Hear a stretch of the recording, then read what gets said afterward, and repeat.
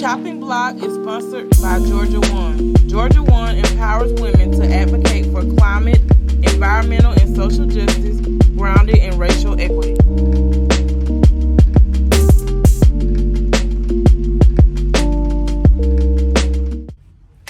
Welcome back to the Chopping Block, where we are chopping issues one at a time. I'm your girl, Cornetta. And I'm your girl, Raven Imani.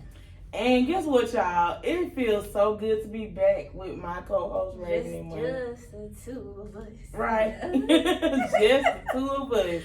And we got some pop news coming today with y'all. Mm-hmm. We got some other things coming. We just ready to get into these conversations for real. Make sure y'all get into these comments. Like, comment, and subscribe. Make sure you tell your friends and send them the link to the YouTube. And remember, the link is in the bio of our Instagram, so look there for the link as well. Right. All right, well, let's chop it up. let me move this mic a little closer, because we really got something to say today. Okay. So first, we're going to start with the pop news. I know you guys heard the real co-star Jimmy Ma. Not Jimmy Ma. Jimmy Ma. I don't know why I said we heard something about Remy. Remy Ma too. I don't know why I said Remy. But Jimmy Ma and her husband are getting a divorce. Yes. And Young Jeezy was the one that filed, from what the sources are saying. And I did pull up online the divorce decree. I saw all 6 pages. Oh, yeah. What did it say? It's just like it was more than irreconcilable. Like, they not gonna get back together, basically what he was saying. And why he filed, they want to make sure that they have joint custody of their daughter. So I don't want to put out any false information because I don't know too much about the situation. Just brought it up because it is something that's been going on online a lot. Right. But a lot of people saying that it's karma. It's karma. Yeah. Not on her end, but on his end. Yeah. Make sure y'all Google this and look up the 6 pages document. So that's what I'm going from, you know. So it's been said that it was some infidelity. Yeah. And it was like, well, that's what he gets for doing that to other women before in the past. Mm-hmm. But I feel like at the end of the day, nobody deserves to be cheated on. I feel like that's just harsh. Especially in a marriage. Like, you done made a commitment and you in covenant with not just that person, but, you know. But ever since this happened, the clip of her conversation on the Reel kept about surfacing. Her saying the dark meat is the side meat, and she like white meat for her. Yeah, and I don't think she meant it that way, but you know. But then you know she spoke it into existence though. She definitely did. So it looked like the white meat was the side. Don't quote me on that. I was just making a joke. Don't come for me, Jenny Mai. Like, cause y'all business. You got nothing to do with me. But I love her. I think she's so herself. She never tried to downplay who she was. I feel like she's always spoke her piece and her world. So I do respect her for that, and I do love her. So, you know, wishing them both all the best. Yeah. I wish them the best because I don't know nothing about her, but y'all know I'm a Jesus fan because I'm with the rap. I'm not really a big fan of his. And he wasn't in your era either, so. Yeah, but like I'm a big fan of people that weren't in my era too. So. I don't know. I just never really paid much attention. But he seemed like he's a legendary. He's a legendary hip hop artist. So yeah, you know. But anyway, I wasn't a fan when he married her from the beginning. Honestly. Really? See, I wasn't really. I never really paid that much attention. So I was like, oh, cute, they're married. That's an odd couple. Their marriage actually made me like pay attention to her more because I really didn't know nothing about her. Like I knew about Jeezy, like you know. Yeah. But at the end of the day, like you said, I wish them both the best because everybody deserves happiness no matter what's going on. Whether it was infidelity or not, that remains to be seen for me. Like you said, I don't know y'all business, but I hate to see families being broken because the children suffer the most in broken homes. So I mean, because I don't think the divorce will affect the child as long as it's great co-parenting. I personally don't think divorces affect like babies. When it's done when they were babies, as long as it's good co-parent. I can see like she was older, how it might affect her more, but it's like now that she's just like a couple months maybe, a year or two, she don't really know. As long as they continue to do good co-parenting, she's gonna be great. Like that's what it all comes down to at the end of the day. I think that's an interesting perspective. What do you think? I mean, it really just I think it depends on the parents and Yeah. their co-parenting style. Yeah, but I mean, she gonna know the difference out there, not in the home world. I mean, children are smart; they know stuff like that. But as far as they are co-parenting well, and she don't see certain things that she shouldn't be seeing, I agree with you on that part. But that remains to be seen. Yeah, I mean, wishing them all the best. They both seem like good people at the end of the day. So I think no parent really want their children to come from broken homes, but they both came from a previous marriage where she didn't have children, but he had prior kids. So you just never know how the other kids might be affected too, especially if they had a really good relationship with her, and then now her and the dad are not together. So they'll say it may not affect their child together per se, but it might affect the other ones. You just don't know really. So. Yeah, that's absolutely interesting. I never even thought about that part, but interesting. All right, y'all, let's get into our main discussion today. We are talking about emotions and how you are able to channel your emotions and control your emotions. Do you have a specific way you control your emotions? So for me, my mom, for instance, used to always say I was her drama queen kid, right? And I wear my heart on my sleeve. Most people that really know me, especially on a personal level, I am an emotional being. I think all women are anyway, but I think some of us a little bit more than others. But for me, I think how I manage my emotions they're my superpower, right? So I don't think it's just having my heart on my sleeve all the time. I just think it's a blessing because some people can't process their emotions and how they feel. They can't say, how they feel about stuff, or they internalize everything, and then the sickness start coming, all kinds of stuff start happening when you internalize a lot of stuff and you never get it out. So with me, like if I have a person that I trust, and I have my onion, my layers of people, but I have my 5 strong 5 that I really trust, and I go to and I talk to about stuff, and I get it out. And sometimes I cry. Like this last few seasons of my life, I've been more of a crier, whether it's when I'm by myself or when I pray, what I'm saying, different stuff like that. So however I'm feeling, I let it out. But a lot of times I talk with my face too. So I've learned, to kind of redirect my thoughts. And like if I feel myself, especially depending on the setting I'm in, if I feel myself getting like, emotional or thinking about something, or something might like remind me of stuff, and it kind of makes me emotional, like it's a trigger, I'll immediately okay, take my mind somewhere else. Yeah. So I can kind of control the narrative of what's going on, depending on the surrounding I'm in. I think I'm really good at keeping my emotions to myself, but my facial expressions definitely give what I'm feeling with. I be looking at people like they crazy sometimes. Yeah. But like I have gotten really good at fixing that. Like I don't have a poker face at all. You don't know what I'm thinking just by looking at my face. But especially like you really know me, you know what's going through my head just by looking at my face. My best friend back in high school, she's always told me, fix your face. Like, I'm so sorry, but like expressing my emotions, I don't do a lot, but you can see it on my face. Like whether I'm mad, sad, irritated, confused, it's gonna be on my face. But expressing it wise, I don't do that a lot. I don't do that. Why you think you don't? Because for me, I don't know, like I have a hard time articulating exactly how I feel to where it can make sense. So like I don't say anything. It's like when I'm hungry. Like when I don't know what I want to eat, I won't eat and I'll just be starved. I get hangry, so you gonna know. Yeah, and I get hangry. Like I should not be doing that because I get hangry for real. Like, I get mad for real. But one of the things,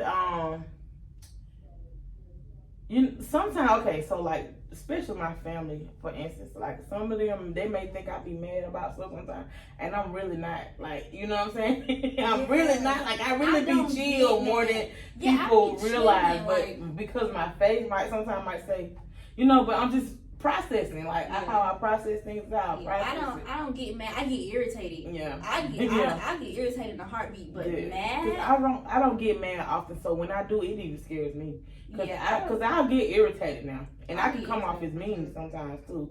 But like just mad, like it take a lot to like really, really get me mad. Yeah. But when if it comes to my siblings, somebody mess with them, my nieces and nephews, that's gonna be something different. Like, Yeah. they might turn up another And side of me that most people don't get to see. There's only been one time I felt like I got really mad, and we was at the skating rink. Now with my sisters, I don't really get mad with them that often. Like instead of like somebody bothering them, because like this is the thing for me. They're very good at holding their own, so I don't really have to get mad because they got it. Like I don't get mad. I probably get a little irritated, but let me pause you right there.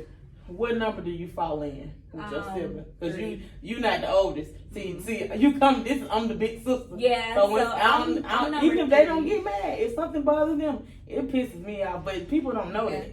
It don't make me mad. It makes me a little irritated, but because I just feel like they're so good at holding their own, they can fight their own battles. I don't feel like I need to interject because they got they got it. Like they good. But like when it comes to like my nieces and my nephew, no. Like nothing. The last time I got mad was at the skating rink. I think it was my niece. She was trying to get her skating rinks back. And some lady was trying to get some rolling skating rinks, whatever. And she kept bumping her. I was like, excuse me, man, you keep bumping her. Like, and she was like, well, I'm trying to get some skating rinks. Like, no. You bumping a 6-year-old. Like, chilling out. Like, lucky I was standing here, not my sister, not her mother, because that's the one that got issues for real. But like, yeah, I don't really get mad though. I do get irritable. It takes a lot to keep me mad, for sure. I'm very good at controlling. Yeah, I control it. You really won't know when I'm real mad. But I'm gonna get you back, and you still won't even know what happened. I'm gonna get you back. I'm just one of them people. Like I'm most of the time, I'm bubbly, I'm joyful, I'm happy. People think I'm mean for a reason. Like so, yeah, like my sisters, my sisters think I'm mean. I'm not mean. Right, I'm not mean. Like even some of my best friends say I'm mean. That's the perception of folks. I'm not mean. I just be chilling, and I like what I like, and I don't. Yeah. If I don't like it, I don't like it. Right. If I don't like it, or you, I'm not gonna deal with it. And I love everybody, but I don't like everybody. And I'm really good at like, you'll know if I don't like you. You will know if I don't like you. You'll know if I do like you. And you'll know if you're in between. Like you will know. Yeah. So that's where like managing my emotions, like that kind of, it depends on where you fall at. And it becomes easier, like if you grow in connection with God too. It becomes a lot easier to manage your emotions. Like right. I was about to go there. You probably know I was gonna go there. You know me well by now, so yeah, I was going definitely where I was going with that. It took him to really help me manage my emotions in life because I think that's why I don't get as mad either. Like that's why it takes so much for me to get mad to that point because after you don't been through so much stuff for real, it's just like okay. I seen this it was a meme. Oh, maybe probably like 2018, 2017, I don't know. And it was like a Bart Simpson picture. He was just sitting back in the chair like this. He was like, oh, when you hear stuff now, when you just like, oh, okay. You know what I'm saying? It's just like, okay, what's saying water off a duck's back? Right. Water off a duck's back. But also in a leadership position and leadership roles, also like I've been in management positions for over a decade now. And because, you managing not just yourself, other people. And when you manage other people, sometimes you manage their livelihoods as well. So, like, having different positions and you have a different perspective anyway. Because I wouldn't be able to do nothing that I do if I would just let stuff just tear me up all the time. Like, most of the time, I'm really non-biased with a lot of stuff. Yeah. And a lot of stuff don't get to me like that. But it depends on, like, sometimes if personally something is going on, I might really just isolate because I have to manage my emotions, if that makes sense. I think that's where people who can't seem to get to the next level of growth is because you don't know how to manage emotions. You let everything get to you and beat you down. It's like God can't give you this if you gonna flip out about this. Right. Like, you gotta learn how to just chill. Just chill, and everything works out. Yeah. In the end, everything always works out. You got to. One of when I used to do this summer meals program, and one of my students, they asked me, they was like, one of them said, Miss Cornell, do you ever have a bad day? And I was like, yeah. It was like, but you always like happy. I said, I've learned You know what I'm saying? Not to let every little thing bother me. You know and even if it does bother me, it might bother me in that moment, and I'll let it because I feel like that's healthy anyway. But don't let it linger on. And I think that's what most people do. They let it linger on. Yeah. Temporary. Life is temporary. It's literally not gonna matter in an hour. This issue that I'm like, it's literally not gonna matter in an hour. Like bad days, you're gonna have bad days. That's just. And you know, like I used to, for instance, work wise, I used to have this supervisor. I'm gonna call him, and he used to always ask me for stuff, right? And it was an urgency for whatever he needed, right? Mm-hmm. But when I asked him for something, it was no urgency. I had to wait 2 or 3 days, hours to get a response. Mm-hmm. But when you asked me for something, it was like you want it right then, right now. Mm-hmm. And so I had to teach him how to treat me. Just like you have to teach people how to treat you, you have to teach yourself the same thing with emotions as well. Like you got to learn how to compartmentalize. Compartmentalize everything. Yeah, and I know a lot of this stuff is easier said than done. It definitely comes with practice and experience. Yeah, definitely comes with practice and experience. But it's also about how you carry yourself too. You got to make sure the energy around you is not energy that's going to constantly set you back and have all these type of unneeded and unwanted emotions, right? So that's also something to think about. I'm glad you said how you carry yourself, because if you carry yourself in a way where you ain't really without it, people ain't gonna bring it to you anyway.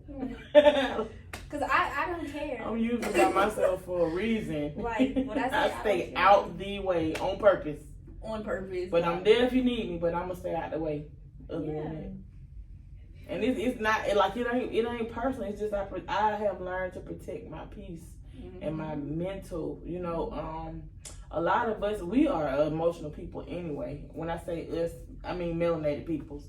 You know, and that's sometimes a lot of us don't, like you said about elevation, for instance, can't move to that next chapter because every little thing that's going on around us, we letting it affect us. And we react on impulse, right? So we have to learn how to, and sometimes acting on impulse is good. Like, depending on the situation, right?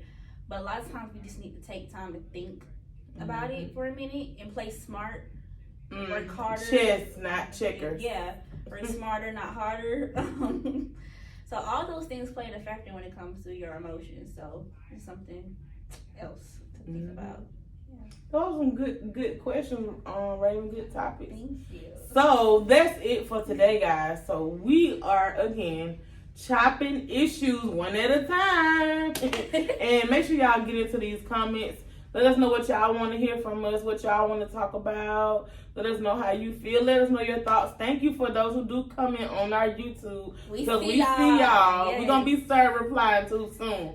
But thank y'all for chiming in every week. Yeah.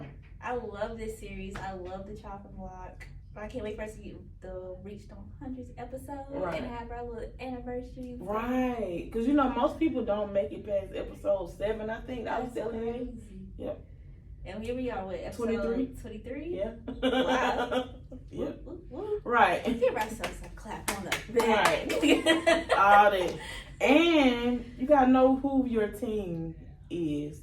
Know your team. When you have a vision and when those opportunities and those blessings start showing up, know who and what they are. Yep. Yeah. Yeah. Bye, y'all. Bye.